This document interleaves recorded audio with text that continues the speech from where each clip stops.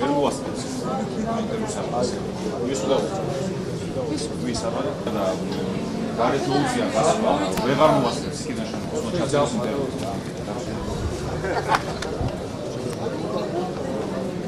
ყველა დამეთანხმება იმაში რომ იმსახურებდით მერვე ფინალში გასვლას, პლეიოფებში გასვლას.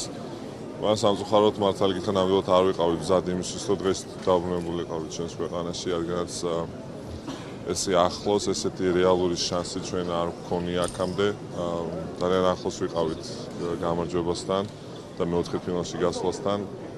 სამწუხაროდ რაღაც მიზეზის გამო არ გაგვიმართლა, ისე არ მოხდა, ისე არ დამთავრდა თამაში როგორც ჩვენ მოთამაშეებს, მწვრთნელებს, ქართველებს, ჩვენს გულშემატკივრებს უნდა სამწუხაროდ, მაგრამ ცხოვრება გრძელდება, წინსვლა გრძელდება, მთავარი ეს არის ჩვენი ხასიათი, ჩვენი ადგილი გვაქვს ევროპაში და ხალხი არ გვიყურებს ისე როგორც აუტსაიდერს.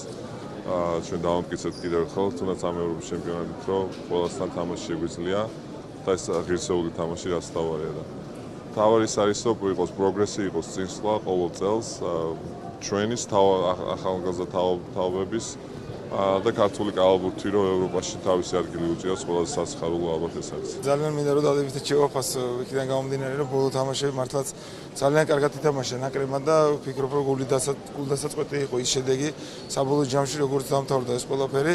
ყველა არა მარტო ჩვენი გულშემატკივარი, არამედ სხვა გუნდის გულშემატკივრებიც ხვდებოდა თამაშის მე და ყველა ძალიან გულდაწყვეტილი იყო იმით რომ საქართველოს ნაკრები ტოვებდა ევრობასკეტს.